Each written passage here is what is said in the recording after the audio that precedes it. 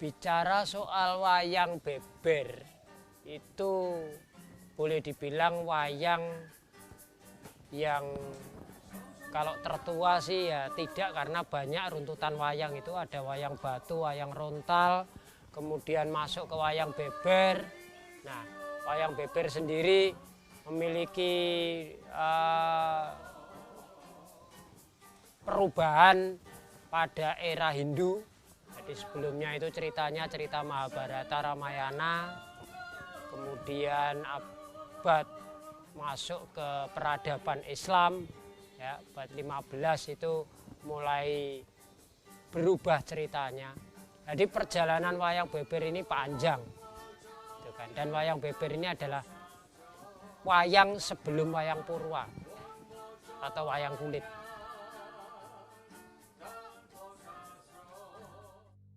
Jadi wayang beber ini seperti apa sih? Wayang beber ini kalau bahasa kerennya itu ya scroll painting. Nah, jadi lukisan, ya, lukisan dalam satu bentangan.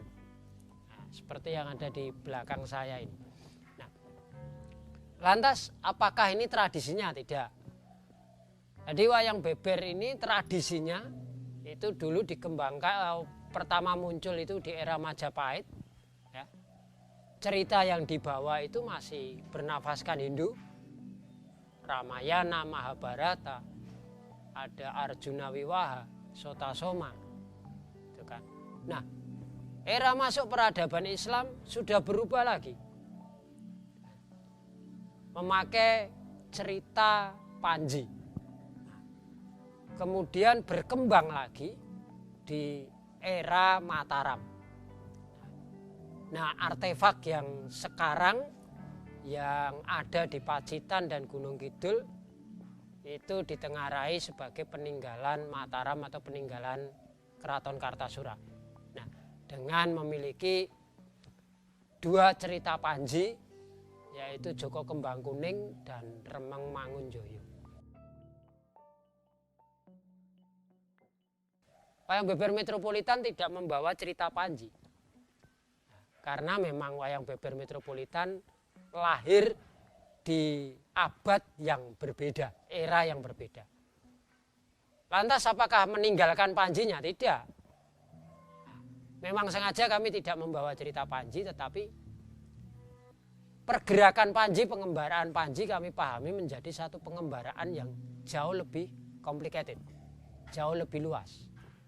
Itu bisa pengembaraan dalam proses pencarian jati diri, pengembaraan cinta kalau dalam cerita epos Panjinya, bahkan sampai ke pengembaraan dari sebuah, boleh dibilang lah, pengembaraan sebuah negara untuk mencari bentuknya. Dan saya kira spirit Panji ini selalu relevan untuk menjadi satu narasi baru dalam zaman-zaman yang berubah. Nah, makanya cerita-cerita dalam wayang beber metropolitan boleh dibilang adalah cerita yang memiliki korelasi kuat dengan zamannya, dengan ruangnya. Jadi sederhananya cerita kami adalah cerita yang kontekstual dengan zamannya. Seperti yang ada di belakang ini. Nah, ini adalah satu cerita yang berangkat di era milenial, ya, yang saya buat pada saat meledak pertama pandemi COVID-19. Nah, ini masih dalam proses untuk beberapa adegan. Ini adegan yang pertama. Ini saya beri judul Black Note 2020. Nah, jadi bicara wayang beber, bahkan wayang pada umumnya, sebenarnya bukanlah satu media berhenti pada sebuah media pertunjukan. Bahkan yang paling konyol lagi mungkin wayang hanyalah satu media nostalgia. Bukan. dari eranya dahulu wayang diciptakan ini menjadi media komunikasi yang seharusnya hingga hari ini tetaplah menjadi media komunikasi yang kontekstual. Mungkin akan ada yang bertanya, wah nggak mungkin wayang itu kuno. Saya bicara mungkin, bahkan wayang beber yang mungkin banyak orang yang tidak tahu. Akhirnya wayang beber Metropolitan pengembaraan selama 11 tahun di ruang Metropolitan pun akhirnya dikenal dan mendapatkan satu ruang di tengah-tengah anak muda milenial karena kontekstual. Jadi ternyata sampai hari ini meskipun dengan media yang sangat analog, ya, tidak digital, tetapi dari media analog dengan satu konsep yang masih analog, ini tidak printing, ini handmade, gitu kan? Nah, tetap mampu mengimbangi percepatan zaman yang luar biasa di hari ini. Dengan apa? Dengan konten. Jadi kunci dari sebuah media komunikasi selain memang mungkin casingnya, tetapi yang utama adalah kontennya.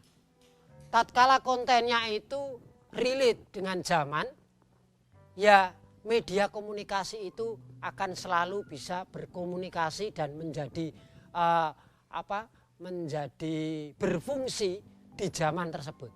Bukan sebatas menjadi satu tontonan nostalgia. Wah, ini seperti dahulu, wah nenek moyang, tidak. Karena nenek moyang kita dahulu melihat wayang tidak bernostalgia. Wayang dibuat menjadi media komunikasi yang konkret. Dan saya bersama Wayang Beber Metropolitan sudah memfungsikan itu secara konkret. Artinya wayang tidak kuno, wayang tidak ketinggalan zaman. Kalau sampai ketinggalan zaman, perlu dipertanyakan isinya seperti apa. Harapan saya, ya, khususnya untuk pergerakan wayang. Ya. Karena wayang itu adalah media komunikasi, sebuah konsep modern di zamannya dan akan senantiasa modern. Nah, tapi seperti apa untuk memodernkan wayang? Nah, apakah hanya sebatas diberi musik-musik modern? Nah, apakah wayangnya dibuat dalam bentuk yang modern? Nah, saya kira tidak sebatas itu. Tetapi konten dari wayang itu mampu tidak menjawab realita yang terjadi di hari ini. Nah, dan mampu tidak betul-betul memahami psikologi masyarakat di zaman yang berbeda. Karena wayang adalah media komunikasi yang menurut saya itu tidak lekang dimakan zaman.